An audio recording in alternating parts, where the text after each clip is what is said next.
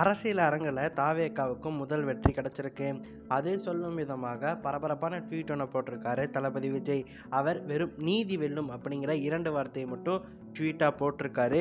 அது இப்போ தாவேகாவினரிடையே வைரலாக பரவிட்டு இருக்கு. கரூர் கூட்ட நெரிசல் வழக்கானது ஓய்வு பெற்ற நீதியரசர் கீழே சிபிஐ விசாரணைக்கு மாற்றப்படுது அப்படின்னு சொல்லி உச்சநீதிமன்றம் அறிவிச்சிருந்தாங்க. அந்த வெற்றியை கொண்டாடும் விதமாக பல ட்வீட்டுகளை தாவேகாவினர் போட்டுட்டு வராங்க. அப்படிதான் தளபதி விஜய் அவர்கள் நீதி வெல்லும் அப்படின்னு சொல்லிட்டு ட்வீட் போட்டிருக்காரு. அதே மாதிரி ரொம்ப நாளாக தலைமறைவாக இருந்த சிடிஆர் நிர்மல்குமாரும் அதிகாரம் அமைதியில் அவதூறு, பழிச்சொல், வன்மம், காழ்ப்புணர்ச்சி, கட்டுக்கதை என அனைத்தையும் அரங்கேற்றினார். உண்மை உறங்குவதில்லை, ஒரு நாள் உறக்க சொல்லும், நீதியே வெல்லும் அப்படின்னு சொல்லிட்டு அவரும் ட்வீட் போட்டிருக்காரு. ரொம்ப நாள் கழிச்சு அவர் கரூர் சம்பவம் நடந்ததுக்கப்புறம் மறைஞ்சு போயிட்டாரு, தலைமறைவாக இருந்தார். இப்போ தான் வெளியே வந்திருக்காரு. இதனால் தாவேக தொண்டர்களும் தாவேக ஆதரவாளர்களும் உற்சாக மிகுதியில் இருக்காங்க.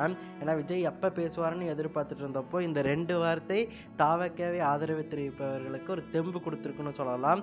ஸோ அப்படிப்பட்ட ஒரு நாளாக இன்னைக்கு ஒரு வெற்றிகரமான நாளாக தமிழக வெற்றி கழகத்துக்கு அமைஞ்சிருக்கு.